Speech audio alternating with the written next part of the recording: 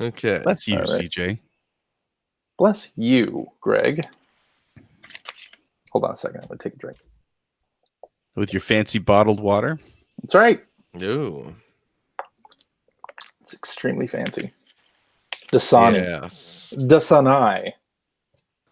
Really. Something like that. All right. How do I start the show again? Oh, yeah. Oh, boy.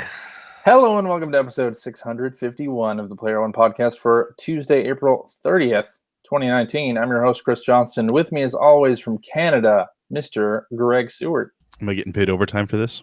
Is that your catchphrase? Yes. New catchphrase for Greg. Catchphrase. Am I getting paid overtime for this? And joining me from the great of Washington, Mr. Phil Theobald. Are we having fun yet? Yeah. That's my That's catchphrase. That's a party down catchphrase. I don't know what you're talking about. That is wholly original. I love the television show Party Down. Party Down is outstanding. It's outstanding. Not very many episodes in that, like less than 20, I think. Yeah, it's makes it perfect to just enjoy. You Perfect. get in, you get out. Yeah, perfect bingeable show. It's on Hulu in the US. I'm not sure about international, but worth watching. And you don't care. That's I care. I care. That's Adam Scott before he was famous. It's true. Yeah. You may have seen him on Parks and Rec and in Step Brothers and in The Twilight Zone. Yes. But you've never seen him in Party Down. I have. Well, you have. Yeah. I have. Other people may have not. I most certainly have. All right. Yep. Yeah, so Phil. Yep. You've been doing some traveling. I guess What's so. with the speech impediment? I don't understand. I don't know. Been doing a little jet setting. I have. Yeah. I was over in Tokyo, Japan. Mm-hmm. I've heard recently. of it. Yes. The great city of Tokyo. In the great country of Japan. I was there for I'm not going to talk about it too much because it's work related. Right. Yeah. But if you've been following my Twitter account, you know I was over there for a movie premiere. That's right. I was there for a work-related movie premiere. I'll let you fill in the blanks. Fill in the blanks. Yes. The Ed, Edd and Eddy movie premiere. Ed, Edd and Eddy. Yep. The long-awaited live-action Ed, Edd and Eddy movie. Starring Ryan Reynolds, Justice Smith, and Catherine Newton. There you It's a go. weird casting choice. Yeah. A little bit odd. So, yeah, I was over there, got to interview the celebrities, got to see a movie. Awesome. And it was very exciting. Cool. I saw a movie this weekend too. What's that? What movie? It was called Endgame. Just Endgame? Nothing. Do you want to talk about it? Should we spoil it? There's no movie called... Well, there probably is a movie called Endgame. Is that the one you saw? Because I saw a movie called Avengers Endgame. Yeah, it's clearly the same movie I was talking about. I don't know, because I'm sure... I bet if I went to IMDb... What's that studio that does all those knockoffs? Asylum? Yeah. Asylum. You saw the Asylum version of Endgame? It was called And Game.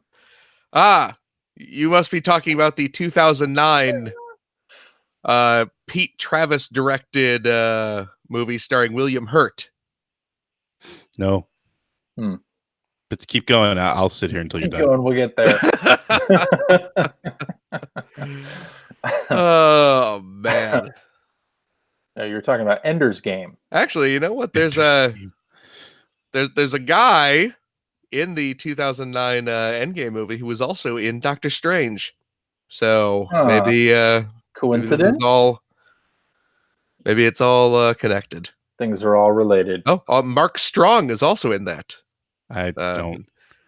If you look up Mark Strong, I'm not going to. You've seen Mark Strong. Mark Strong plays the villainous bald businessman in pretty much any movie that has a villainous bald businessman. Mm-hmm. Okay. So, just saying. Okay. And okay. I saw the Avengers. Let's fight to the end. Oh, I'm sorry. I recently saw There it is. the mighty mystical Revenges. Let's fight to the end. Did you cry? Did Featuring it change your life? Spider-Man. I cried for 3 hours straight. Every frame of that picture made me lose my appetite and tears. I ate nothing but tears all the way leading to the film. Mm-hmm. Yeah, I saw that movie. I don't want to spoil it though. It's too early for that. Really, this is not a movie podcast. Yeah, it is a little bit early. I'm not going to spoil it, but like everybody died. Like every single character in that movie. Not true. Every single character in that movie died. It's not true. Well, they have to. Yeah, this is the final film, right? Phil is lying to you. Because Galactus shows up at the very end and just eats the entire, just shoves the whole planet into his mouth. Also not true. And then he takes a giant napkin out, a giant galaxy-sized napkin, and dabs his lips, dabs the crumbs from his lips. Still not true. And says, Disney owns Fox now, folks. This is canon. And then it fades to black, and the Star Wars music starts playing. That's what I figured. That's what I was waiting for. And then if you wait through the credits, Bart Simpson skates out and says, "Cowabunga, dudes. Don't have a cow, man. See you in 2020." So that's some good stuff. Yeah, it's weird. I feel like this is the worst beginning to a show we've ever had. I don't know. We've had some awful shows. I know. We've had some awful. Should we just move on to news then? Clearly. I think we should. Okay. So the first thing I want to talk about is PlayStation 4 is approaching the 100 million mark in terms of hardware sales. So last time we talked about this, they were at like 91.4, and now they're at like 96 point something. So they'll hit 100 million probably this year. So, if you are the lucky person to buy the 100 millionth PS4, a banner will drop down. Ken Kutaragi pops out, dressed in Willy Wonka garb. Yep. Yeah. A bunch of balloons fall from the ceiling. Uh-huh. And someone shows up and plays a little trumpet fanfare for you. Mark Cerny. That's Mark Cerny who drops from the ceiling. And you get a free copy of Neck too. So best of luck. Worth it. Best of luck to everyone. I like Knack 2. It's a fun game. I haven't played Knack on a lot, but I haven't played Knack 2, but it's like a Lego game. It's basically a Lego game without the Legos. Okay. That's what I'm saying. Cool. So 100 million, of course, is the Wii went over 100 million. So it's a nice big milestone. It's the PS4 is a popular system now. What does the Wii going over 100 million have to do at all with this story? Because the PS4 is caught up to it, and you know how popular that Wii was. Okay. There it is. So where does the 100 million put it in sort of the overarching? We did this like 15 episodes ago. Look it up. I know. Okay. Can't you tell I'm on a hotel Wi-Fi here? I can't be doing all the show research. It's true. Well, but IGN was sending had that graphic that about like best-selling systems of all time. Yeah, it's up there. Did it also somehow have like a Mario Kart pie chart tossed in there for some reason? I was thinking about that chart this week. It was all based on the Wii. I was thinking about that chart this week because what the Mario Kart pie chart? The Mario Kart pie chart, yes. Really? Because it's a classic. And Nintendo also had an investor meeting talking about their results. And one of the things that came out of that was that Mario Kart 8 is the top-selling game for Switch. The top-selling game. That doesn't surprise me. Yeah, that makes sense. So you think about that Polygon chart and how Mario Kart 8 was going to be the worst selling. Wait, was that the point of that chart? That was the point of the chart. That was how they scientifically proved that Mario Kart 8 was not going to sell well. To say that Mario Kart 8 was not going to sell well. Yeah. And now it's the most popular, highest selling game on. Well, you know. It only took a platform change and some DLC to do it. Yeah. But still a great game. I really would love to see a follow up to that game. Mario Kart 9. Mario Kart 9, maybe. Well, or even updates to 8. I'll take updates to 8 if they want. If they want to use 8 as the foundation and add more stuff on, I'll totally take that. You would buy some DLC for you would buy more DLC for 8. Oh wait, I would. Yeah. No, Well, because the Switch, Deluxe. yeah, Deluxe had all the DLC built in, but you would happily take some new DLC. Yes. Yeah. Oh yeah, absolutely. I would too.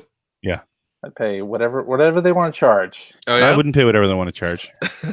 As long as I pay a reasonable price, but as long as it's an upfront price, I'll pay it. Well, what was the what did I see the other day? Like that, Mortal Kombat 11.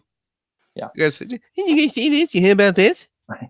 So apparently, this came out with a new Mortal Kombat game, and I guess it's riddled with microtransactions.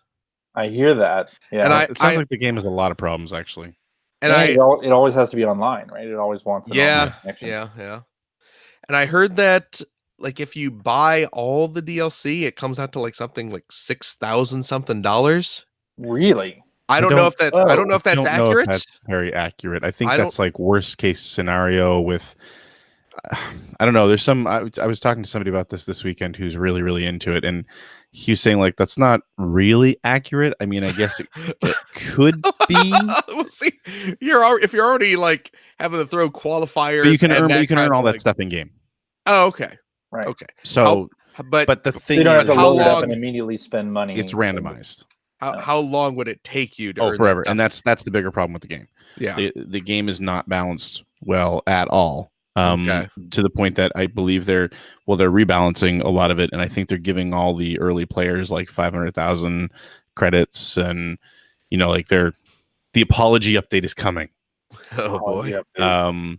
And yeah, like there's the way everything's. My understanding is you can earn everything in game, but it would take an unholy grind to do it. Okay. So I think they're fixing that. Okay. That's I think one of the things I was told was and I think the other problem it sounds like it's built very much like you would expect a mobile free-to-play game from about 5 years ago. Right. Like there's multiple different currencies and things like that. And one of the currencies I was told I think were hearts, where things could cost hundreds of hearts. Okay. And hearts are earned one at a time for fatalities. Oh. So something costs like 250 hearts. That's like 250 fatalities. So it's like you kill a person in the game and you collect their heart. So it's on brand. Right. Clever. Now, does the heart look like the body part, or is it? I would hope. It's gotta, right? I would think. It can't just be like a nice cartoony heart. Yeah, that's right. Yeah. Like from Popeye. Yeah, it's gotta what? Popeye. What? You know What? Popeye? Oh, Olive Popeye, oil, yes. full and heart. Everything be a Nintendo reference for you. Everything. I know everything. Oh, okay. You're talking about the video game. The video game, Popeye. I went straight to the cartoon. I was like, what? When does Popeye? I was going straight to the band from the 80s. The band Popeye? What? Heart. Okay. I was like, I've never heard. I know there's the chicken place, but I've never heard of the band Popeye. The chicken place. Love that chicken from Popeyes. Louisiana Kitchen, yeah. Remember Most that? Remember folks call it finger licking. That's my favorite song from the band Heart. Was the Popeyes jingle? Love that chicken from Popeyes. That was the #1 radio hit back in the 80s. Yep. It was Barracuda and then the Popeyes jingle. That's right. And Alone. Yeah. With my chicken in parentheses. Yeah. All right. Popeye, parentheses, he's a magic man. I love it when song titles have parentheses. It's always great. It's always the best. I think the show title this week will have to have parentheses in it. Oh God. Anyway, Yeah. so we also learned that the next generation PlayStation is not going to ship in this fiscal year. So that means, of course, that it's at least a year away. Right. So while we may hear more about it, that's unconfirmed. We know the hardware itself won't be launching until at least a year from now. Which we assumed anyway. Yeah. We kind of assumed, yeah. So will the NAC 3 design team just start They just send started that over to PS5? Yeah. I hope so. Okay. I really hope so. I hope they're making that. I really do. Well, they need a package of some sort. I really do. I poke fun at NAC. I've never played NAC. NAC may be very fun. It's like $11. It's like $11 on the PSN store this week for the Golden Week sale. So you should. Why do you know that? Yes, well, my plane leaves in less than 1 minute. Oh God. We also learned that Nintendo, there was that rumor, of course, that they would have new hardware at E3, and they said this week there is no new they're not revealing new hardware at E3.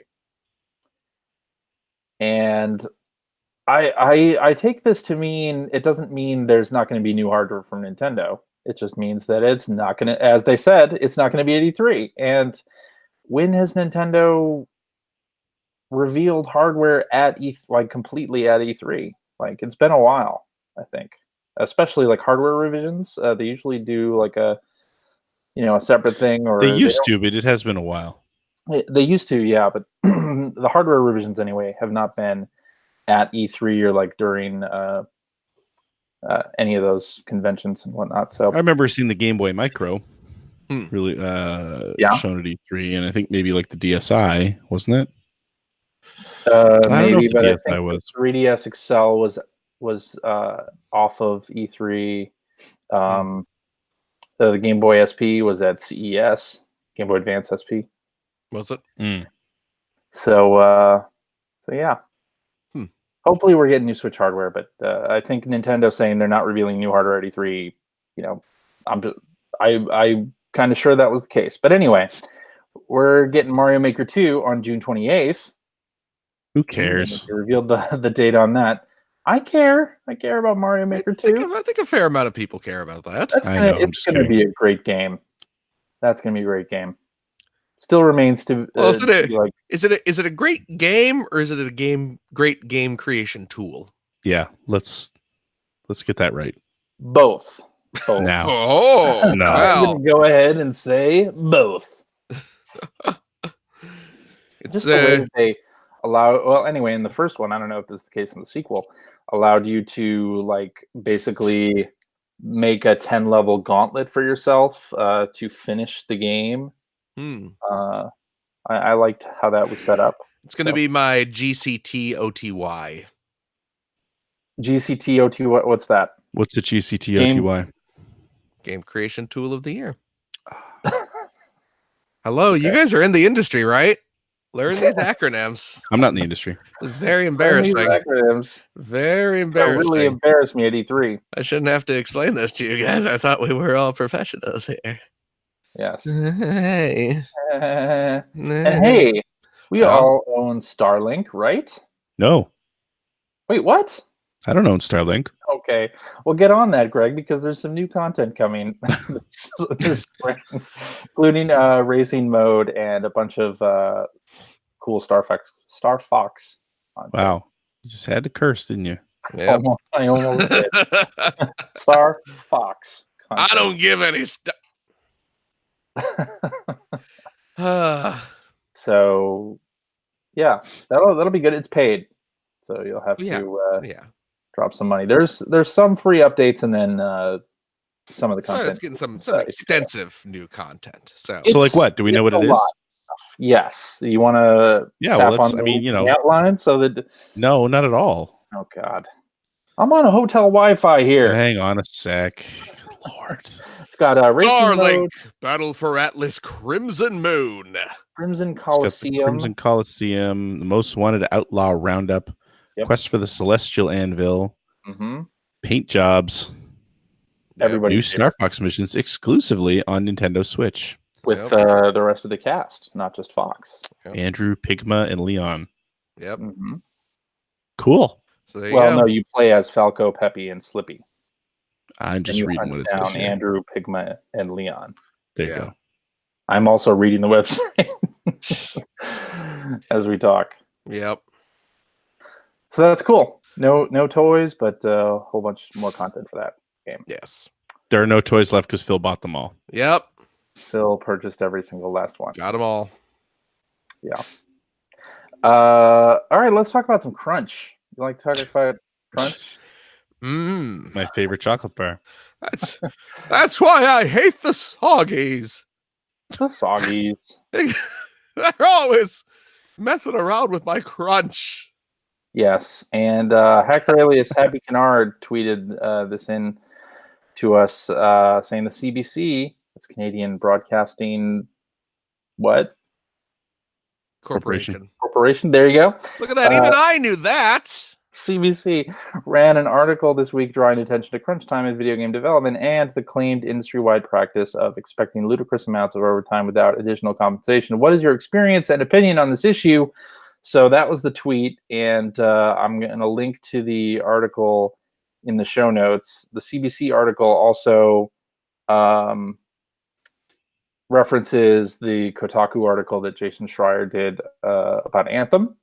And Polygon did an article last week about Fortnite. And which sounds terrible. Epic, which sounds really terrible. But yeah, I thought we'd put this in news because of those three articles and talk about it. Well, yeah, because Happy Kennard was asking if any of us have ever experienced that, right? Experienced crunch, yeah. Yeah. So I've experienced across a few different companies, experienced different ways that overtime and crunch is handled in games. Some good ways and some bad. Like I've experienced months of forced 12-hour days, 6 days a week, which burned me out of one job completely. I've experienced working for a company that decided that they would work to the letter of the law, which I'll get back to in a minute, and screw, to hell with how it affects you as an employee. And then I've worked for other companies that were really mindful and respectful of required overtime. It's always, I think in software development, there's always going to be overtime at some point or another. Sure. I think it's how, and I don't think, like I was saying this a couple of weeks ago, I don't think that necessarily means poor management. I don't think it necessarily, like sometimes you hit a bug, and sometimes it's a monster, and you're on a deadline, and you have a milestone build that you have to create, and it's like, well, this has to be fixed. It has to be fixed now, and it's due on a certain date, and sometimes there are penalties for not meeting for the whole team. Not meeting the milestone, right? Exactly. So, I mean, sometimes you end up having to pull overtime for that. It's going to happen. And then, but, it depends on how the company handles it. But there's always going to be some. I do not buy into the theory that there's never overtime required in software development. Right. But it all depends on how the companies deal with it. And one of the things that I didn't even really realize was a thing, and I don't know if this gets talked about a whole lot, and I don't know how it works in the United States, but here in Canada, of course, each province has its own labor laws, and labor laws govern things like how much time or how much you can work somebody before you owe them overtime. And I know here in Nova Scotia, it's something along the lines of, I'll back that up. The problem there is that there are exemptions made based on the type of work that you do. And normally you'll find like if it's an industry that is very unionized, they're pretty strict regulations in general. But like what I learned from one of the companies that I worked for here when we were starting to work a lot of extra overtime and not being paid for it, not being compensated in any way, was like, well, here's the labor laws, and we're working strictly to the labor laws, which were basically based on our positions as a high-tech industry. There were exemptions to the labor law that said that we could work as much as 10 extra hours every week and not be paid for it. And then any hours over that, I think we were owed like 2/3 of our regular salary or something like that. To which this particular company, I'm not going to say which one it was, worked to the letter of the law on that. Right. So it's like, if you don't like it, it basically was like, if you don't like it, leave. That whole thing that I'm sure we've all heard at different times, where it's like, if you leave, there's a dozen kids in college right now who will come do this and be happy doing it. Sure. And then again, another company that I've worked for, they're very clear about what the laws are as well, but to say like, we don't necessarily think that's fair. And if you work more than a couple extra hours a week, we'll compensate you somehow. And they'll usually talk to you about it up front. They plan for it and say, look, this week in the schedule looks really rough. Might have to pull some extra time, but we'll offer you, for the extra like 6 hours that you worked, here's an extra vacation day that you can take whenever you want. And the company wasn't the type of company where it's like, because I've heard that before, but it would be impossible to take that vacation time, which that article that we're talking about from the CBC actually mentions, where it's like, I think actually it was the Fortnite article that says like they give us unlimited vacation time, but it doesn't matter because nobody can take it. Right, exactly. Because if you leave for a day, you're just dropping that work on somebody else. Exactly. Yeah. So I really think that that's one of the things that I don't know how it works in the States, but I would love to see that enter into these conversations, which is, kind of an overarching feeling of, we need to stop relying on these, especially publicly traded companies, to do the right thing, not because they're evil, but just because they are going to work within the rules they're given to maximize profits for their shareholders. Right. And if the rules they're given say that they can work you to death, unfortunately, they're probably going to do that, especially in the situation of something like Fortnite, where it's making a ridiculous amount of money. Right. Yeah. Like they're talking about millions a day in there at one point. Yeah. Right. So, that's greed. It's greed. Well, and part of the reason that game was making millions a day is because of the update schedule that an they unsustainable have, update schedule. A completely unsustainable update schedule. And as service games become more and more prevalent in the industry, you could see that story being repeated elsewhere. And I hope that something like the story that Kotaku did, or Polygon, did, helps to alleviate that, and maybe serves as a warning to some other companies. See, but there's what I don't think it will until it becomes a law or regulation. Right. Because I know that I've spoken to ex-employees of Electronic Arts in British Columbia, and it's kind of the same thing, where they have labor laws in place that say after 40 hours you need to pay somebody overtime, except if they work in these industries. And one of them is high-tech employees. Right. So it's like, okay, well then bring on the crunch, because we don't need to pay you. And you would hope that, there'd be a level of human decency where they would anyway, but they don't have to. And until you say, look, you've got to do this, of course they're going to push that as far as they can. Right? It's not right, and it's not good. You do hope that, studio culture at some of these larger companies, they're not going to want to see stories like this hit Kotaku and Polygon all the time with every big game, right? You don't want that either. So I think you want to foster a studio culture that alleviates crunch. I think what you said earlier about, I don't think you can get rid of it 100%, is true. It's just going to be a reality in almost any job that's based on milestones and deadlines. That's just it's inherent to that work, right? So because things just happen that are out of your control, whether you've planned well or not, Right. But again, I think that it needs to be a regulation, and I think that the conversation needs to start including labor laws, or however it's done. I assume it's done at a state level down in the US as well. it needs to include that, because there's where the initial issue is, as far as I'm concerned. Well, an interesting way to approach that would be some states have incentives for game developers to establish studios there. In North Carolina, sure, and Canada is all about that too. Yeah.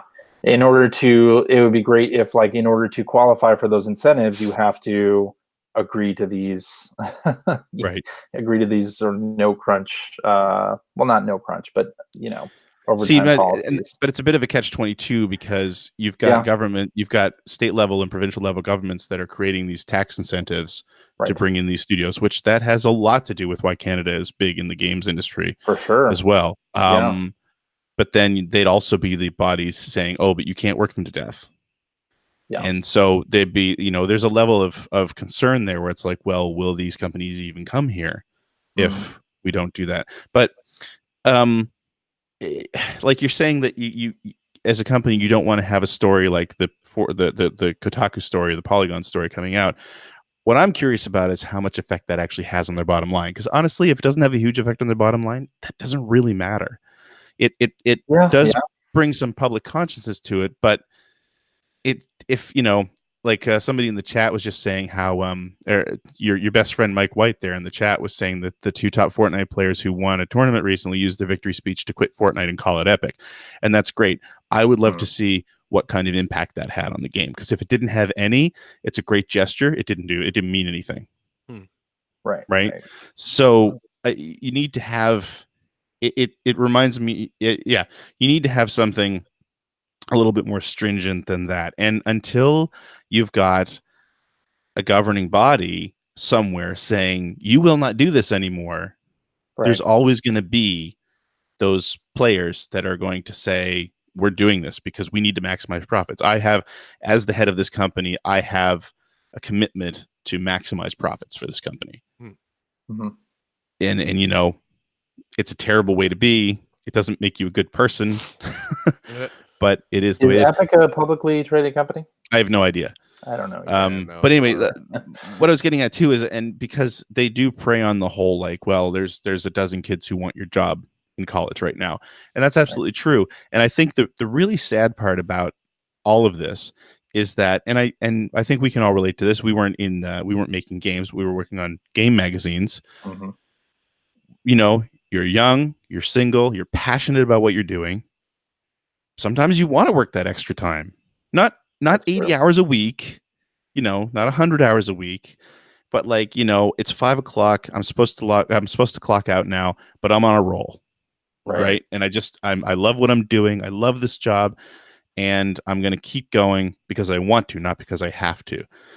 But the thing is that definitely happened in the game magazine realm. I slept on the floor under my cube a couple of times. Same with me.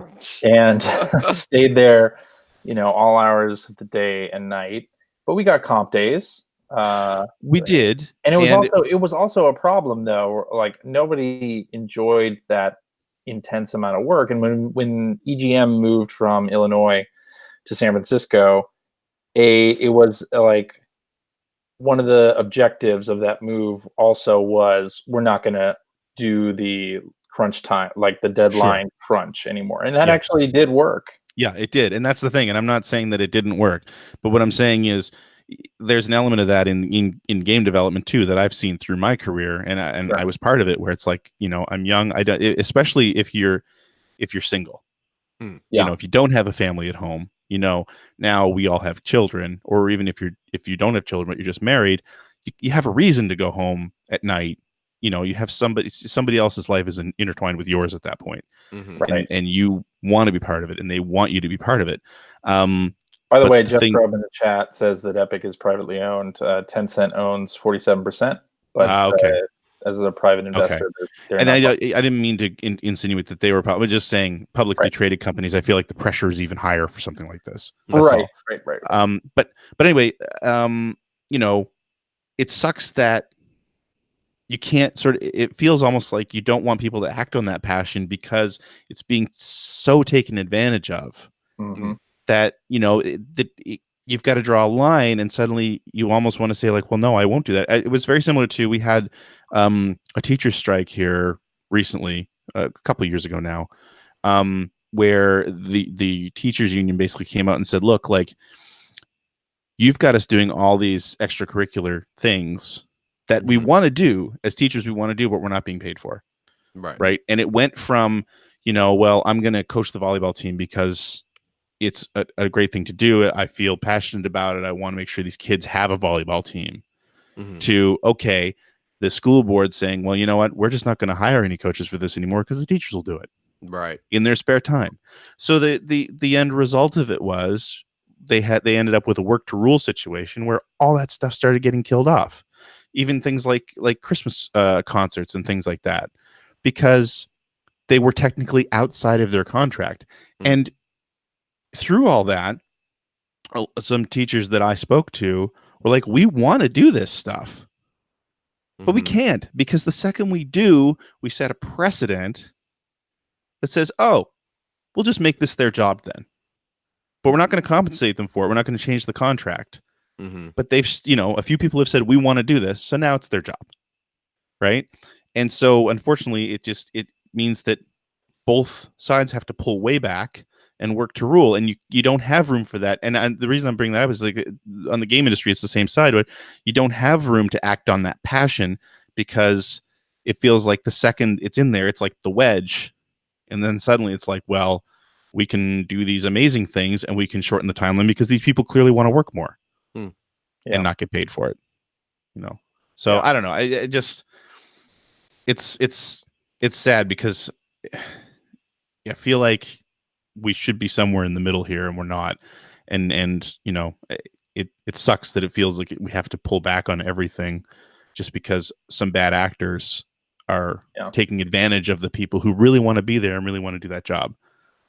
Yeah. And then of course the result is that the average age in the game industry is extremely young, because who the hell wants to be working 80 hours a week when they're 45 years old and have 3 kids at home? And right. Nobody. Yeah. That's the answer to that. All right. Now, with that uplifting message, I think we should go into what we've been playing. Fortnite. And I'll start. Okay. I have not been playing Fortnite. I've been playing a bunch of Switch games because I've been on the road. And Box Boy and Box Girl came out last week. Oh, right. Fantastic follow-up to a 3DS puzzle series from HAL and Nintendo. I think it was HAL, right? It's HAL that does those games. Pretty sure. I don't know. Maybe. Never really paid attention to them. But anyway, it's a platforming puzzle game where you star as either Box Boy or Box Girl, and in part of it, you are able to produce these cubes that you can then use to hop over pits, collect these sort of high score crown things, and activate switches and get around various traps and things. And it's just a really inventive platforming puzzle game. I've always enjoyed it. I think there were 3 or 4 installments on the 3DS, and they were great. Some of my favorite times with the 3DS playing those games. So it's great to see it on Switch, and this has a lot of fun content. You can unlock various clothing to dress your Box Boy up in, various hats and eye types, mouth types, and are there some square pants? Accessories. No square pants yet. What? That I have unlocked, no. But I have a Sherlock Holmes hat. It's really cool. And a mustache, which is awesome. But the graphics are very simple looking. It's very black and white with sparse use of color. And it's just a really hugely fun game. I don't even remember how much it is on the eShop. I just bought it immediately. And there's a demo available. So if you have never played a Box Boy game, you should download the demo. I didn't know that. I'm gonna have to do that, because that's one of those games that I've always been kind of interested in, but don't want to pay for without trying it out. Right. It is a lot of fun, and just a charming, fun game from Nintendo. And I started playing SteamWorld Quest. Oh, right. Explain this game to me. Is it like SteamWorld Dig? No. Okay. It's set in the same universe as SteamWorld Dig, kind of like SteamWorld Heist is sort of set in the same world. but completely different gameplay style. This one is an RPG based on card battling. So, right, we did talk about this last week. It's got very light deck building mechanics into it. At least early on, it's pretty easy to pick up. I think I've got like 2 or 3 new cards, and you can swap them in. And your deck only has 8 cards, and as you use things and discard things, it just shuffles the deck up again for the things that have been discarded. So it always feels fair so far. I'm playing on normal mode, but enjoying it. It's got the same kind of pacing and funny writing as well, and I like the Steam World games. I like that game world. So unique little title. I think it's less than $20 on the eShop. Worth picking up though. And then I tried out an indie title on the Switch. It's called Dawg. And this one That's is Dig Dug. First of all, it's Dig Dug. Dig Dug. No, this Get is it right. called. And it's Try to be a professional. Namco is not an indie No. studio. One is called. They've been around for quite some time. Very large. No, Owned by Bandai. Yeah. Pretty big toy company. Yeah. No. Very. Yeah. It's called You know, Dawg. the OG. Mr. Driller series is actually a spin-off. It's tied into the Dig Dug. So you know what? Have some respect you know. and at least get the name right. Yeah. Well, sorry. Taizu Hori is Dig Dug's real name. As we found out in Mr. Driller, which one was that? One of the Mr. Driller games. We figured that out. Yeah. Or one of those. Anyway, this one's called Dawg. Right. Yeah, it's actually Dig Dug. No, we already went through that.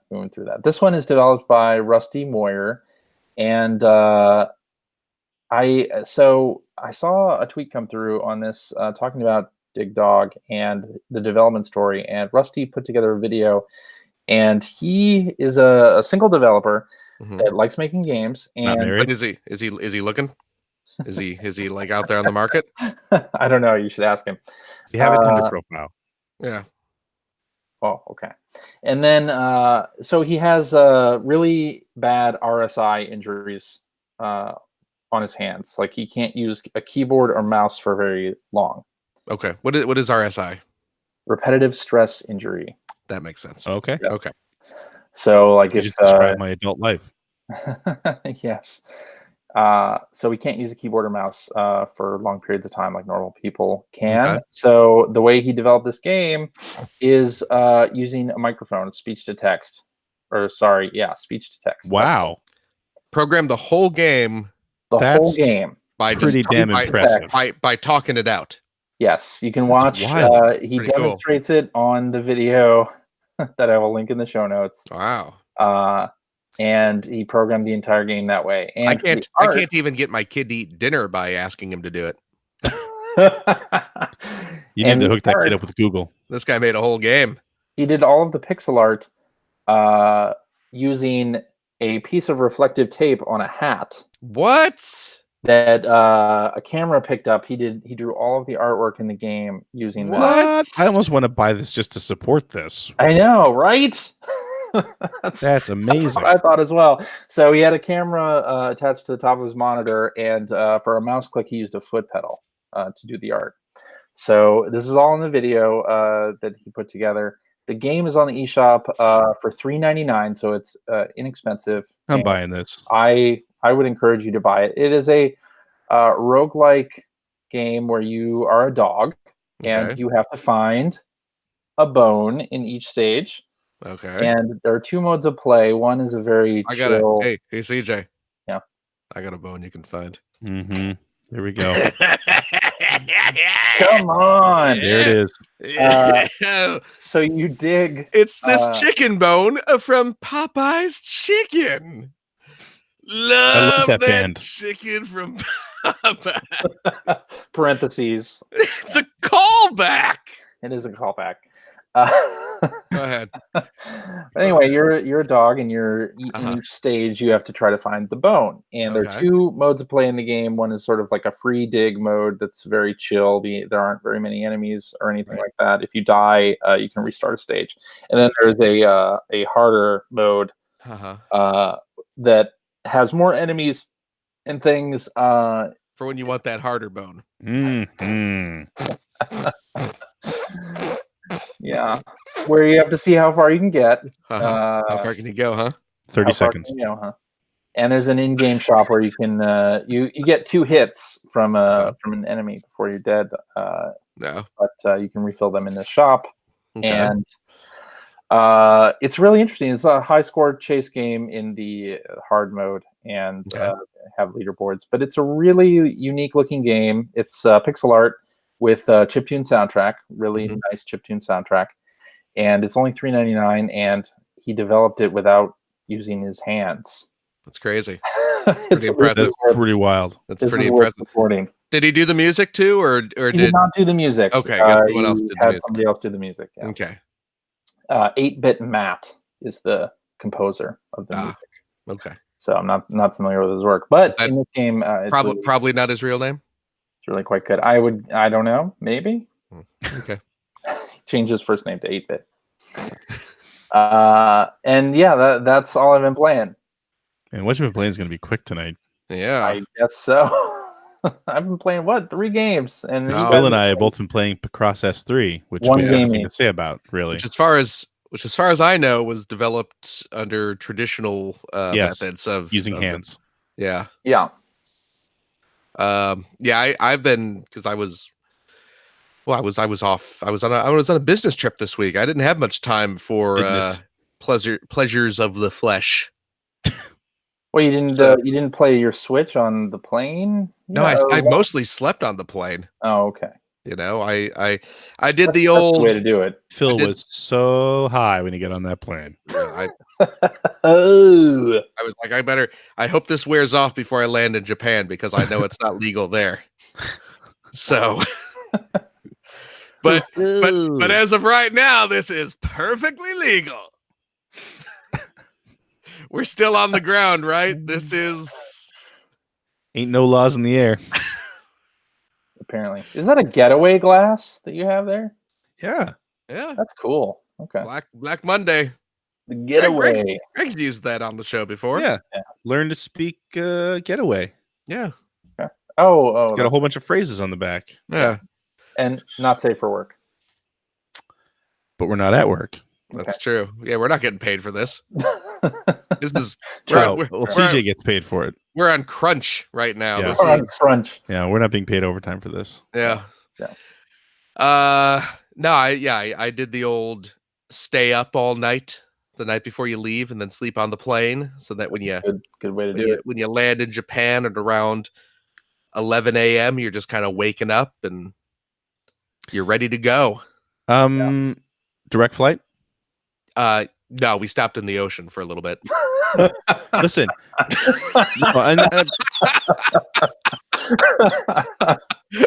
lot of times when you're flying from here to, say, the UK, you actually fly to Toronto first. You're going the opposite direction. I see. Jackass. I see. Or I would imagine you fly how long was the flight? It was like 9.5 hours going there. And then okay. Yeah, and then it's like a 15-hour flight from Atlanta. Right. Well, that's because you're further east. I don't know if you realized how maps work. I do. Yeah. And then it was about 8 hours coming back because How's that of Earth rotation. But it's just a plane spinning. I don't understand. And you went over the ice wall? Well, we went over the ice wall. We went underneath the planet, and then circled back around. We did the we did the slingshot around the sun, right? And actually ended up. You went back in time a little bit, because here's all I know. I left Japan. It was Friday at like 4:30 in the afternoon. Mm-hmm. I landed on Friday at like 9 a.m. That's crazy. Whoa, time travel. You really did slingshot around the Did sun. the old slingshot around the sun. Got there before I left. So Another heart song, Magic Man. yeah, I referenced that one already. Yeah, he did. What? You did? I thought you were gonna say "Slingshot Around the Sun" was a heart song. Okay. Actually, no. The song is just slingshot, and then you got the parentheses around the sun. Around the sun. Yeah. No. What were we saying? We were talking about time travel. I was just curious how long your flight was. It was about 9.5 there, 8.5 back. There's tailwinds and such that make flights faster going one way than the other. Mm-hmm. So no, it was slept the whole time. I slept a good chunk of the time. I didn't sleep the whole flight. I watched you know what I did? I watched a movie. Actually, on the way out there, I watched 2 movies. Endgame? No, you know what? I did watch on the way out there. I watched Infinity War, just to prep, to get it, just to have it fresh in my head because I knew I was going to be seeing it. Did I tell you that we were successful in watching every single MCU movie before Endgame? Yeah. Were you watching like one a day or? We crammed the weekend before. We ended up watching I think 6 movies that weekend. What's the best one? Since they're all fresh in your head. What's the best one? Oh my god. I gotta say Ragnarok. Ragnarok is so much fun. It's a solid answer. Yeah, solid answer. Ragnarok. You know what though? I have to say, yeah, I didn't really like Iron Man 3 all that much when I saw it in the theater. I gained a bigger appreciation for it. Yeah. Also, really liked Ant-Man more on the second viewing. You know what? The Ant-Man movies are fun, and Ant-Man 2 I had never seen. So the Ant-Man movies are fun. I really enjoy those movies. They are fun. Well, you know, Paul Rudd is a charming guy. He's fun to watch. And does not age. But no, clearly not. No. Looks younger now than he did 20 years ago. Well, that's the thing. Nintendo commercial. Yeah. That was 30 years ago. What was the worst one, Greg? Probably I don't know. It's a toss-up between Iron Man 2 and Thor 2. Yeah. They were both pretty forgettable. Yeah. Yeah. I mean, it's been a while since I've seen Thor 2 and I only saw it once, but it's not bad. I don't remember anything about it. Exactly. It's not memorable. And neither was the first Thor movie. Yeah, but the first Thor movie there was at least you had kind of the fish out of water bits. And you were introducing characters. Yeah, exactly. I mean, that was really all that had going for it. Although Endgame, I love how Greg and my What You've Been Playing segment has just turned into talk about movies. Yeah, I know. We have nothing to talk about. Endgame kind of like brings some Thor 2 stuff back into relevance. Spoiler alert. Oh, spoiler alert, the big final MCU movie references some of the previous MCU movies. Mm-hmm. Thor's in it, by the way. I don't know. Don't want to ruin that for you. Yeah. No, so I watched Infinity War just to get that fresh in my head. And I watched a documentary on the way over called 3 Identical Strangers. I've heard about this. Mm-hmm. I saw when I went and saw the Mr. Rogers movie. That was great. Which is great. Yeah. I went and saw that in when it was out in theaters, and they played a trailer for this 3 Identical Strangers beforehand, and I was like, wow, that actually looks like a really interesting movie. I didn't get a chance to see it in the theaters, but I caught it on the plane. But it's a really good movie. Yeah. It is. It's about. It's a brief summary. It is about these. Well, it starts off where it's about these twins who discover when they're like 19 years old. Like one's going to college, and he learns just from other people on campus are like, "Hey, it's you. What are you doing here? You're back." And this guy's like, "What the hell are these people talking about? I've never been at this place before in my life." Slingshot around the sun? Yeah. And he and then like he learns that, holy crap, I have an identical twin out there. And he meets his long lost identical twin brother, and they get in the news and they're in the papers and all that stuff. At which point a third guy is discovered because someone sees this news article and is like, wait a second, I know that guy, but he ain't either of these 2 guys. That's crazy. And then it turns out there's these triplets who are separated at birth. And, when they're about 19, 20 years old, they are reunited. And then the movie gets weird and dark and unsettling. And it's real. And I'm not going to say anything about what happens because it's kind of best if you go in blind, because then it like this sort of hammer drops and you're just like, what the hell? What? And it's weird. Okay. It's weird and All right. a little uncomfortable to watch, but it's really damn good. So I highly recommend you check it out. And I also highly recommend you don't, spoil the end game before you spoil Three Identical Strangers. And one more recommendation. Yeah. Cross S3 is pretty good. Agreed. It's just another Picross game. Just Agreed. another See, Picross how we game. brought that all back, CJ? You did. I'm proud of you. Mega Picross is Still sucks. Still trash. Yep. Haven't tried Color Picross yet. This one does introduce Color Picross, which is not a new concept. There have been Color Picross games before. I think there's one on the Switch, isn't there? It's Pick-a-Pix. Yes, that's I think is the name. Yeah, Pick-a-Pix is the big one that's on Switch. And it plays the same, except instead of just black and white images, you have different colors you can cycle through. But the trick with the Color Picross, because the regular black and white Picross, if you have multiple numbers in the same row or column, there's always at least one space in between them. Right. With the color ones, there's not necessarily a space in between the colors. Yeah. There can be, but there's not necessarily one, and that's what you got to figure out. So I still prefer classic, straight up black and white, but I mean, the color's not too bad. I will certainly play the color puzzles as opposed to the Mega Picross puzzles, which are garbage and best left. Yeah, there's no point to them. But yeah, I was very excited. I did play a little of this on the plane back from Japan. I did because I did bring my Switch with me. Well, duh. Of course.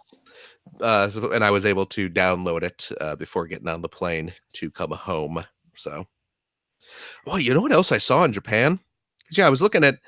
Yeah, I had some spare time to go hang out in the various areas of Japan. I went to Shinjuku. Went to Shinjuku, spent a couple hours there.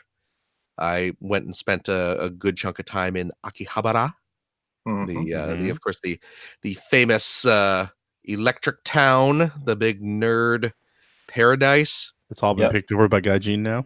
Boy, I'll tell you what. It's a lot of anime stuff too. It's a ton of anime stuff. If you want to see a bunch of nerdy white people, go to Akihabara. Go to Akihabara. Holy cow. My goodness. Yeah. It's, just like so many people there wearing their Dragon Ball and Naruto shirts. And it's just like, man, really? Oh, yeah, absolutely. Just like, groups of like 4 to 6 white kids running around, and they all got their Dragon Ball shirts and their Naruto shirts and sure and whatnot. But I went over there and I was looking around in the video game stores. Did not buy much in the video game. I've heard they're quite picked over in general. Well, they really are. Yeah, they really are. Honestly, I was more kind of just looking for toys and stuff this time around. I did buy 3 games. Bought a whopping 3 video games, all for the old black and white Game Boy. I got a Ranma 1/2 game here. It's too close to the camera. You're too close to the camera. You're too, out of focus. You're out of focus. Actually, you know what it is? It's less out of focus and more it was in this case. There. That's still out of focus. There's Ranma 1/2. Here is let's see. Hammer and Harry.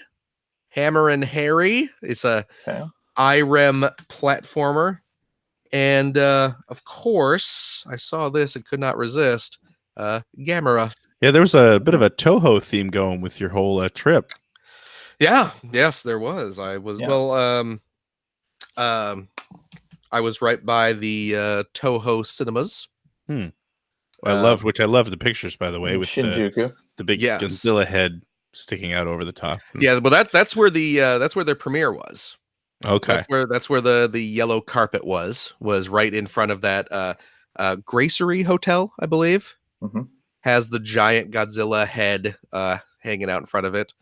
And I was staying in I believe Chiyoda, the district where I was at, where that is where the like Toho cinema is, and out in front they have a nice big statue of Shin Godzilla from the recent movie. Cool. But yeah, so I was looking around for games and I didn't really see anything too crazy. But you know what I did see that apparently came out on Switch there a few months ago, and I did not know about this at all. Over in Japan, they released a Kunio-kun collection. I Oh, heard right. that this was happening. Yeah. Yeah. And I was I was hoping that they were going to announce it for here, but I don't think they have. I don't think they're going to. That's too bad. To be honest. The case. But yeah, they had that. It's a physical cartridge you can get. Might be worth explaining what Kunio-kun games have Yes. translated to here. Yeah. Kunio-kun is a long-running series of games in Japan. Well, first of all, this collection has like 18 games on it, something like that.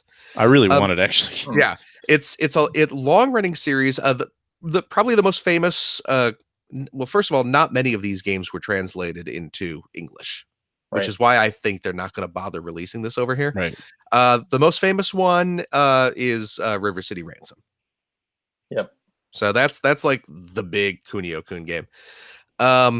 But this collection has like all the like 8-bit Kunio-kun games, and including River City Ransom, and there's a bunch of like kind of sports games. Crash and the Boys, Super Dodgeball, Renegade was a Kunio-kun game. Yes, it was. But yeah, I'm looking at the list of the Japanese games, and you got like Downtown Neketsu, Koshin Kyoku, and there's the dodgeball and a street basketball and a soccer game and another soccer game and a hockey game. But it's got all the Japanese Kunio-kun games. It also has the 4 games that were 4 of the games that were released over here. It's got Renegade, the NES version of Renegade. It's got Super Dodgeball. It's got River City Ransom, and it's got Crash and the Boys Street Challenge. It does not have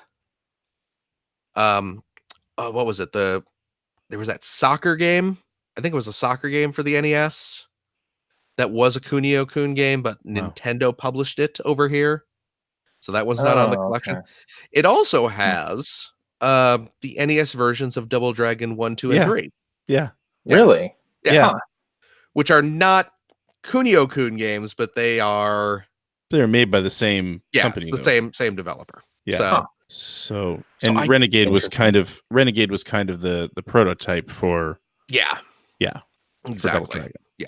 So I kind of want to get this thing. It's an awesome collection. I mean, it just looks really good. Yeah, it was the physical version was kind of it was like 6,000 yen over there, which is like 55 bucks or something. So I was like, I don't know if I want it that bad.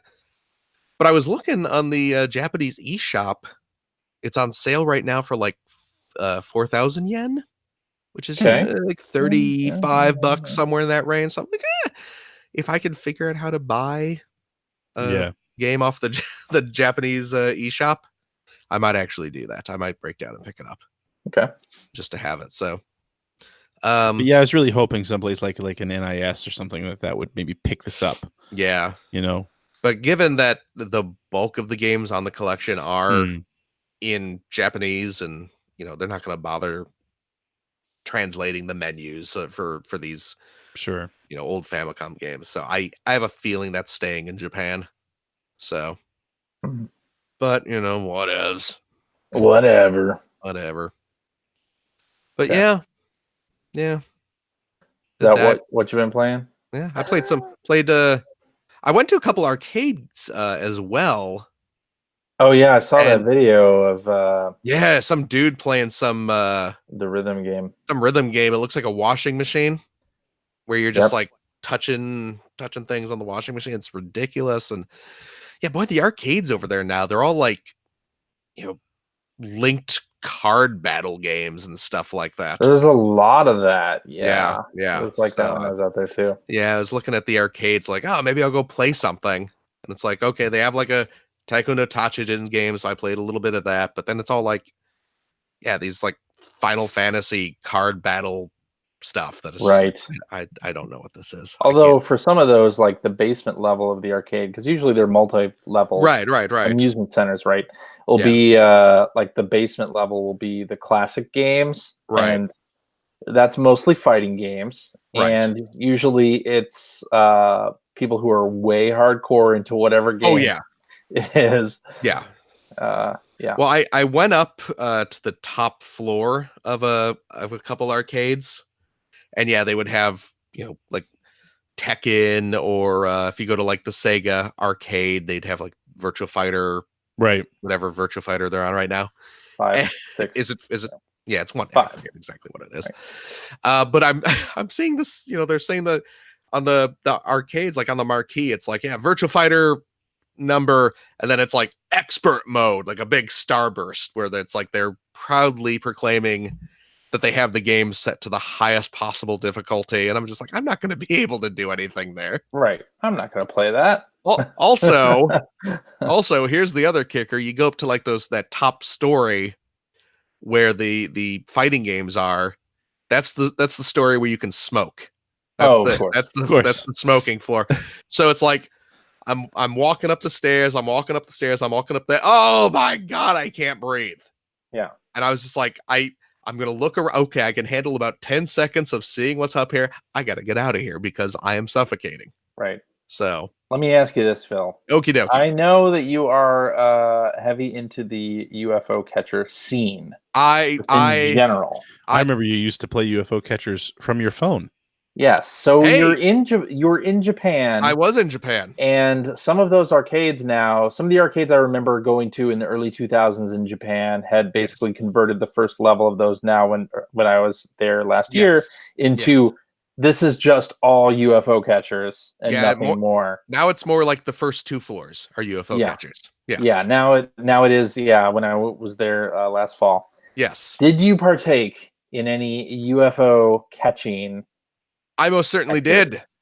And did you walk away with any sweet swag? I won nothing at all from the UFO catchers. I was trying to. I was going to try and get something cute little plushies for Finn. Now you're like, I'm too used to the cell phone controls. I know, right? No, so I did not. I tried to get some cute little stuff for Finn. Did not succeed. Mm-hmm. I did in one of the I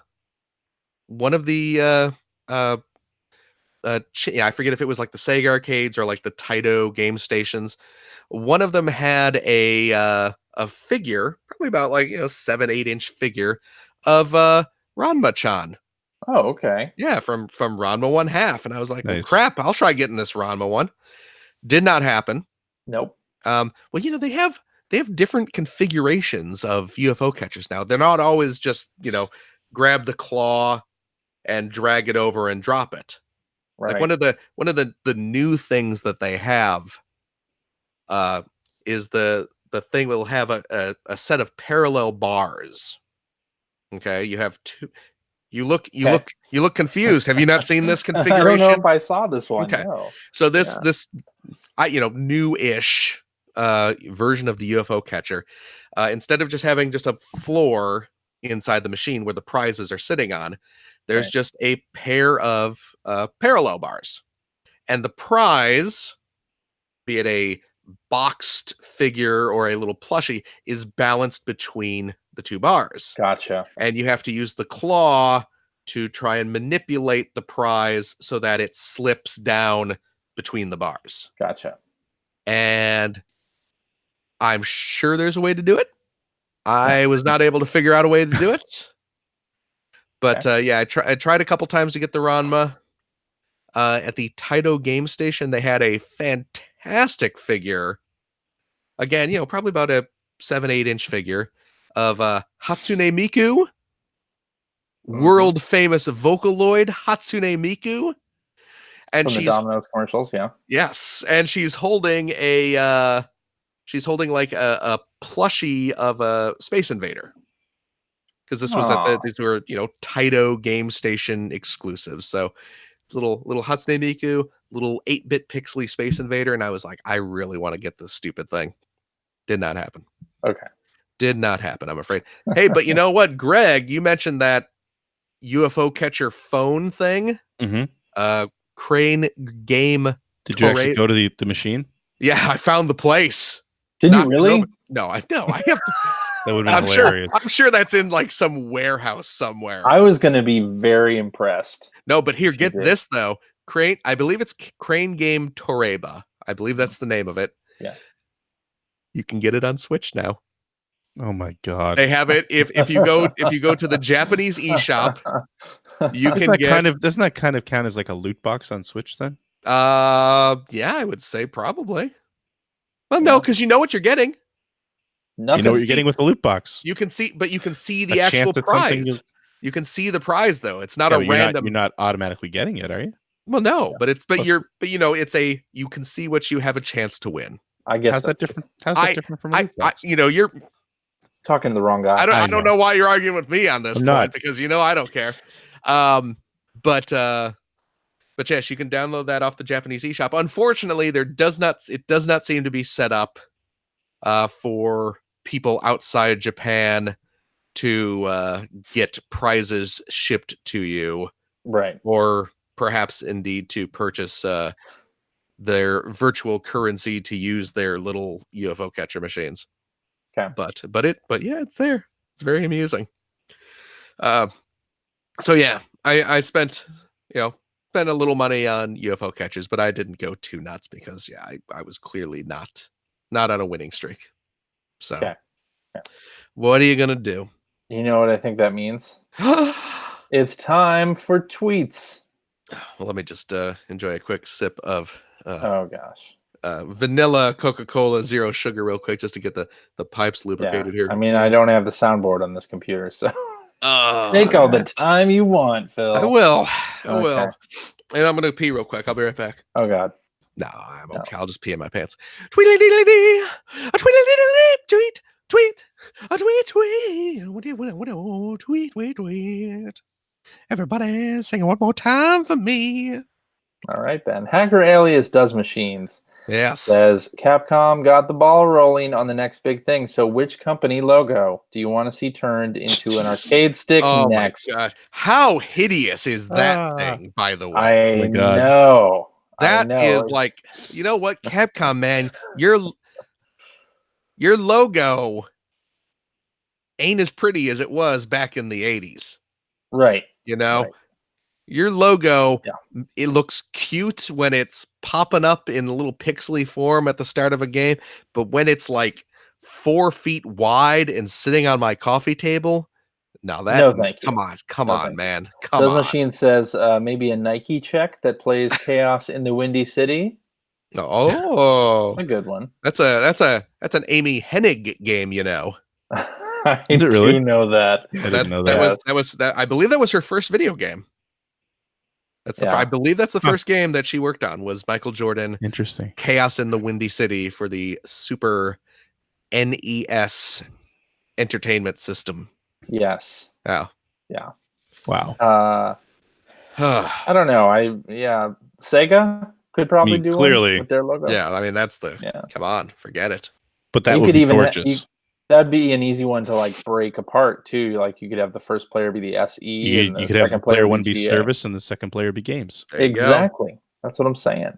Yeah, you could switch it up and have it be the beginning of Panic on Sega CD. Say. There you go. See, huh?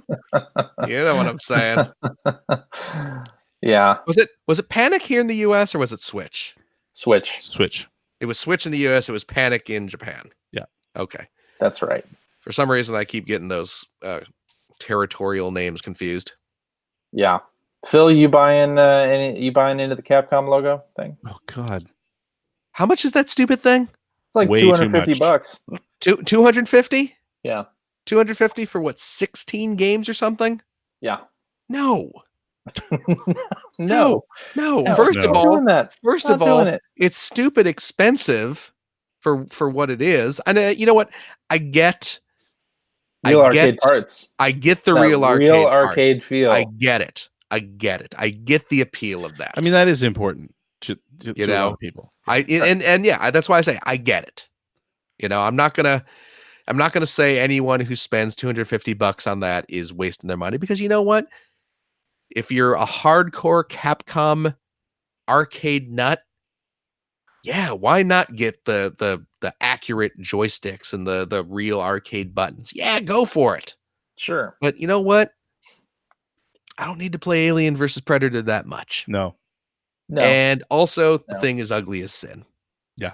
Yes. If it looked just like a nice box with like a little tasteful logo on there, yeah, but just the big ass ugly logo.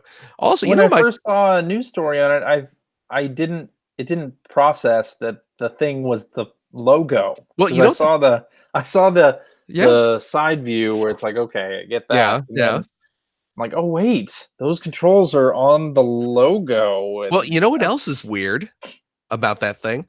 The buttons are invisible.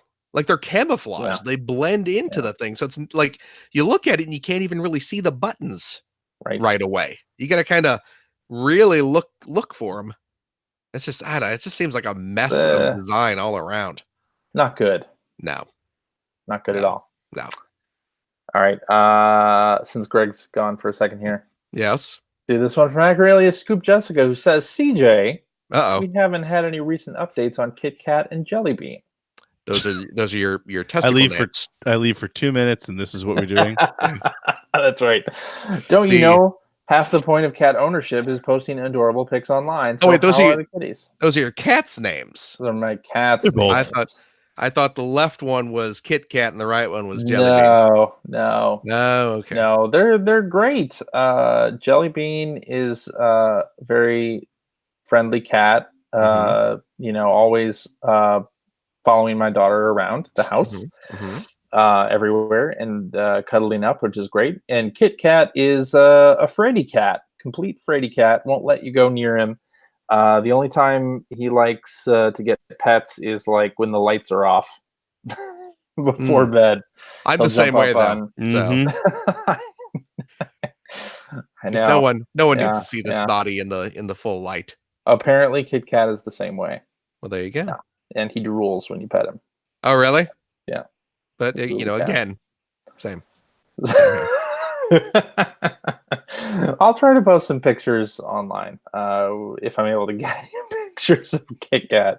We'll see. But anyway, now that we got Greg back, let's do this one from Australius Mathman1024, who says, after watching Stewart play Phantasy Star on his Twitch stream, I saw how they made the game more user-friendly. What enhancements or game mechanics would you like to see with future ports of classic games? I think more classic games should incorporate that SNK style of where you can just watch it being played and then drop in and take over whenever you want. Yeah. That would be cool. I think I would love to see that implemented for like every classic release. Now, in the SNK thing, is it possible, like, you can drop in, but can you drop back out and it plays? No, it's a recorded playthrough. Yeah. Oh, okay. Yeah. So, I mean, you can take over at any point. Yeah. That's cool. That's cool.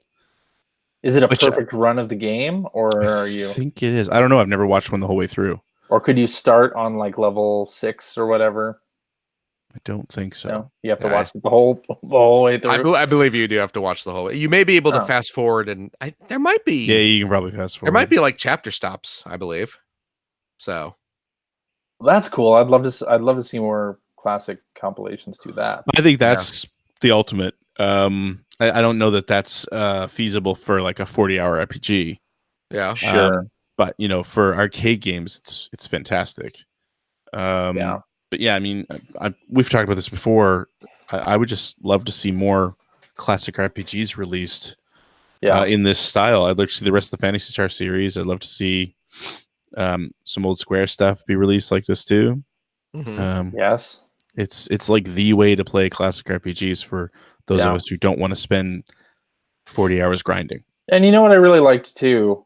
NES Remix. You remember that game? No, I remember it, but I didn't like it. Oh, I liked it. And, you know, it would be fun if, you know, some of these compilations picked out like moments in the game to let you like go to or sort of pre-scripted moments to try in the game. Because I thought NES Remix did a really good job of giving me like just the right amount of nostalgia for games like, you know, Kid Icarus, where I sucked at that game back in the day. So, or Zelda 2, where it's like, I'm hoping I'm going to finish Zelda 2 this week. Oh, nice. On the final castle. And, you know, there were rumors that after NES Remix, they were going to do a SNES Remix. Where's that? I'd play That's that. Not happening. I'd play NES Remix again on the Switch. So, you know, they wanted to go ahead and do that. Yeah. Now you can just buy a SNES Classic. So. Well, but yeah. Just buy a SNES Classic. That's true. Okay. I have one. Boy, I was tempted to buy one of the Japanese ones while I was over there. Because they had because it's got Tetris Attack. Well, it's got Goemon. Plus the Famicom Famicom is just a pretty system. That is also true. I did buy a Famicom Mini, actually. Oh, did you? Super Famicom Mini. Oh, did you? Yeah. Yeah, they had the from Amazon Japan. They had the Famicom Minis and the Super Famicom Minis over there. I was very tempted. You know what else I saw? I was in a Yodobashi camera. Which, you know, despite the name, does not just sell cameras. They also sell video games. Some company over there put out I'm assuming it's a licensed accessory. It was super cheap. It was like $5. It's just a kind of, you know, thick paperboard box that presumably you could store stuff in, but it's made up to look like a Famicom disk drive. Oh, cool. And it's sized so you can rest the Famicom Mini on top of it. I'm hoping that there's some decent 3D printed Sega CD stands for the Genesis Mini. Yes, I'd be all over that. That would be wonderful. Yeah, I would be all for that. Yes. Holy crap! I didn't even think about that. It's got to be the Sega CD 1, right? Well, of course. Duh. Okay. Duh. Just checking. I just figured we were all on the same page. You can show yourself out. Yeah.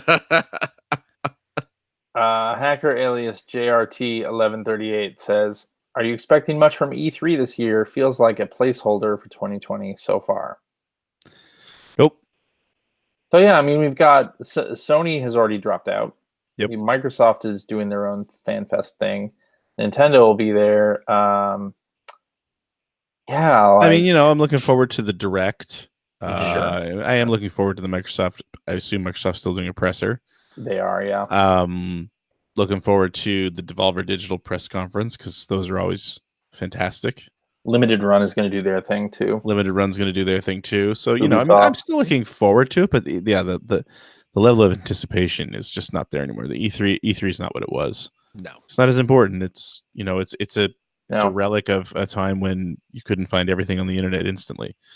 But also, there are a lot more events now than there were and that's previously. The other thing. So companies have a lot more opportunities to announce things at Gamescom or PAX or PlayStation Experience, or just releasing their own videos. Yeah, or just releasing their own videos. Yeah, get that message out to everybody.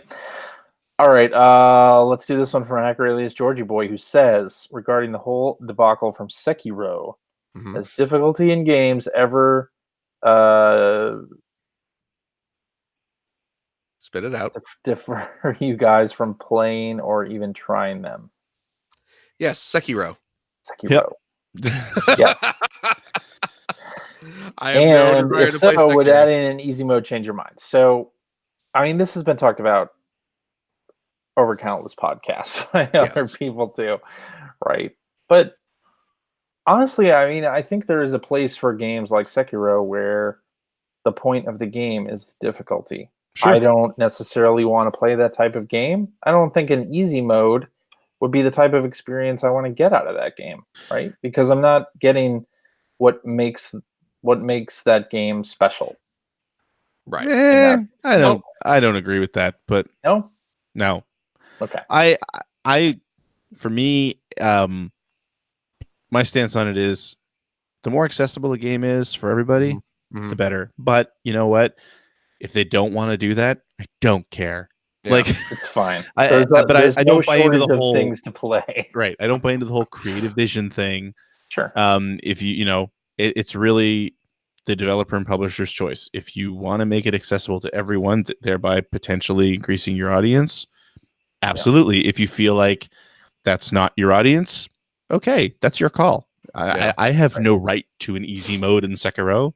I would play it if there was an easy mode. I'm interested in that content, but I'm not even going to bother starting it because and I'm clearly not the player they're looking for. So good on them. Yeah. But I'm always of the opinion that more accessible is better. I mean, I kind of feel the same way about bullet hell shooters. That's a genre that has completely gone past my interest in playing. Oh yeah, same here. Side-scrolling shooters that became, like 2 pixel length thing that you. What are we talking about here? What do we? Yeah, play field. Bullet hell. You got bullet hell. 2 pixels. You got Kit Kat and Jelly Bean, and then right above it, you got just 2 pixels. 2 pixels. I understand. Yeah, I mean, it totally dissuaded me from playing a lot of games in the genre, and I feel kind of the same way about platformers after Super Meat Boy that's tried to do that. Here's the sort of difficult platformer thing. Yep. Although you have a game like Celeste that has a bunch of options on it that you can toggle to make that game easier, but it's still kind of like the same sort of, this is going to be a huge challenge platformer that every now and again I'll download a demo from something that is in that genre and just not even complete one level and be like, okay, I'm done with that. Accessibility and user friendliness doesn't necessarily have to mean easy mode either. I mean, true. Depending on the type of game, like I've mentioned this before on the show, VVVVVV. Yep. Difficult game, but the checkpoint system made it very playable for somebody who doesn't have a lot of patience for that. Yeah. If in that game it was set up in such a way that you're losing, 20 or 30 minutes of progress when you die, right, I would never have played it. Yeah, but you're literally losing like a second's worth of progress when you die. Yeah, that's a good game. Absolutely. Yeah. Well, real quick, speaking of like bullet hell shooters and how excuse me, how I just don't play shooters anymore because that seems to kind of be what all like whenever anyone makes a shooter anymore, they're bullet hell. Yep. And how I'm just if I want to play a shooter, I'll go back and play one of the old ones. I don't know, you guys may have talked about this last week, but did you guys get the Konami Arcade Classics collection that came out? I didn't pick it up, no. Oh, I didn't even know it had come out. I don't know if I didn't even know what was on it. I don't know if I want to get it. Well, it's got it's got like Scramble. Yeah, I already have Gradius and Gradius 2 on. Yeah, those are kind of the ones I care about. I already bought those on Arcade Archives. Okay, because it's got Gradius, it's got Gradius 2 or Life Force. It's got Twin B on there. It's Gradius 2, Life Force, Twin B, Thundercross. Yeah, you got that terrible Typhoon haunted castle. Yeah. The arcade Castlevania game, which is not good, but yeah, I totally picked that up just to have it. So because I love Gradius. It's funny because if you go to like the Arcade Classics website, the Anniversary Collection Arcade Classics, it's powered by Arcade Archives. Oh yeah, it says right at the bottom, powered by Arcade Archives. Oh, funny. Yeah, it's pretty funny. But yeah, I picked that up. So all right, let's do this one from Accurate Alias MLS Reserves, who says, how much does the age of the game developer versus intended audience matter in game creation, review, and reception? Age of the game developer. I mean, yeah, I think it does matter. or it can matter. In what way? Well, we're talking about development or reviewing. Yeah. I mean, I know if I was still reviewing games professionally, like I look at a lot of the stuff that comes out now, Yeah. that my kids love, and I find trouble finding the merit in it. And if I was being paid to review these things, I think I'd struggle. I think I would really struggle. Whereas, back when I was being paid to review games regularly, I felt like things were being made for me at that point, or I was just deep into that culture, and like I felt like I was at the right age for that. But it can. I'm not saying it does matter completely, but I think it can matter for sure.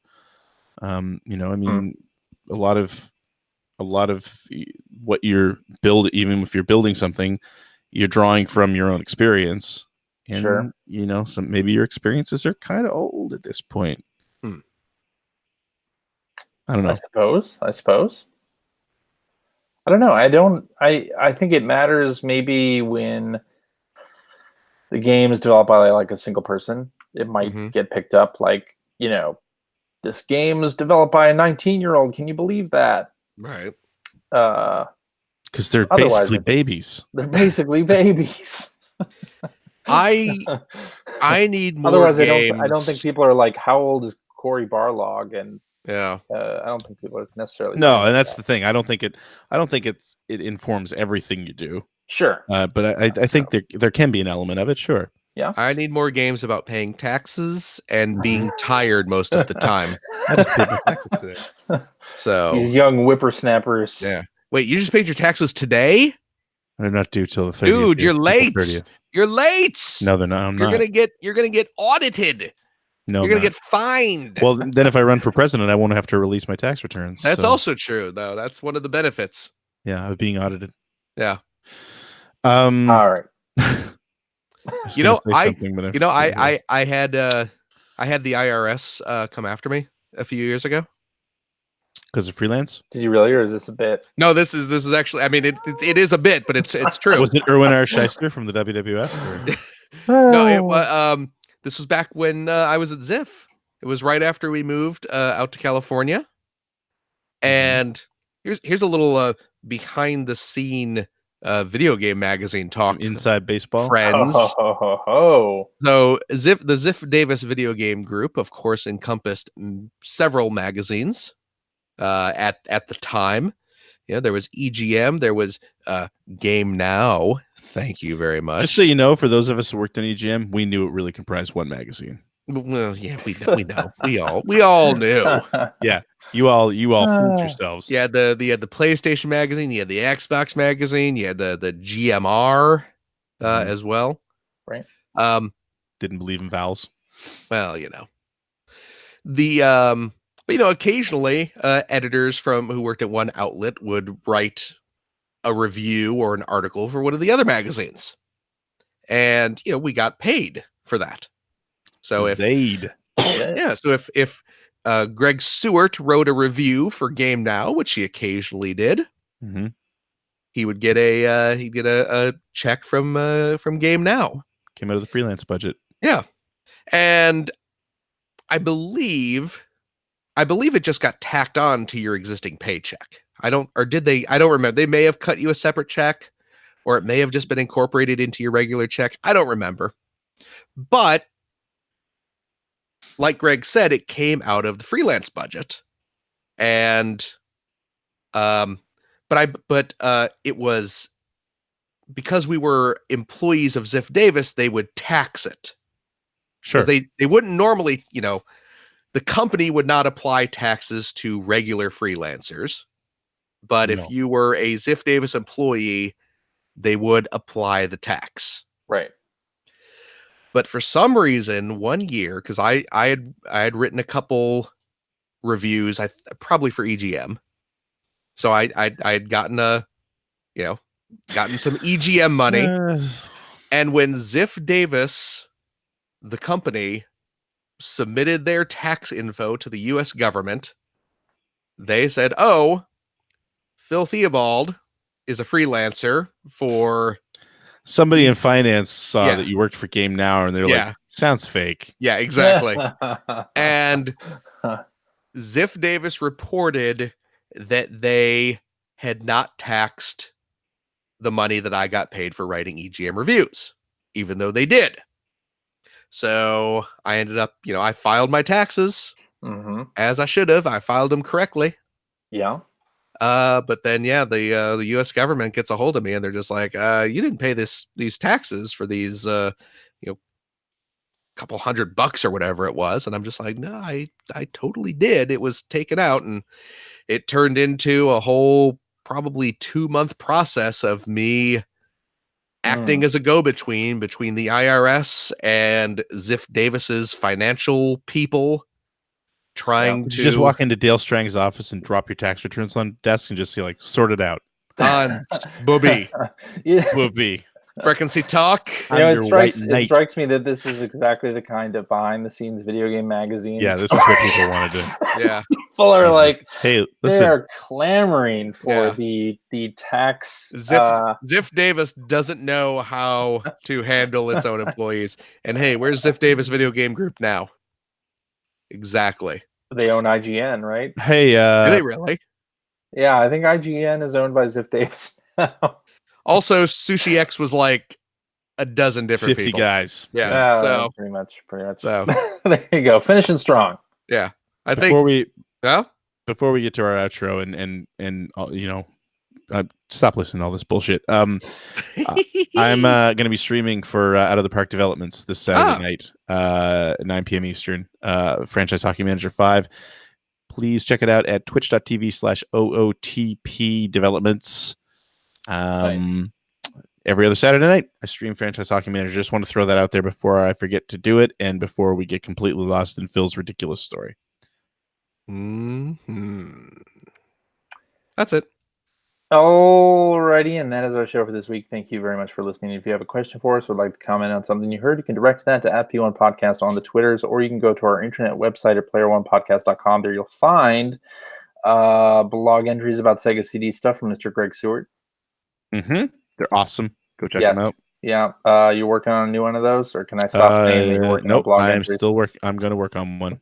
I will work on one at some point. Okay. You'll also find Generation 16 episodes there. Yes. The new episode is coming along nicely. Excellent. And you will find show notes to all the episodes of our podcast here with links to the things that we talked about during the show. And you'll also find a link to our Discord server where you can discuss this episode with us and our other listeners. If you'd like to subscribe to the Player One Podcast, you can do so by visiting player1podcast.com or by loading up Apple's podcast application. You can also head over to the App Store and invest $1.99. Cheap. To pick up the Player One Podcast iPhone application. Gives you one touch communication with us via the emails, the Twitters, what have you. Also have all of our episodes ready to stream right to your listening device. And hey, Android telephone users, the Player One Podcast iPhone application is available for Fuels and Rest as well for that same $1.99.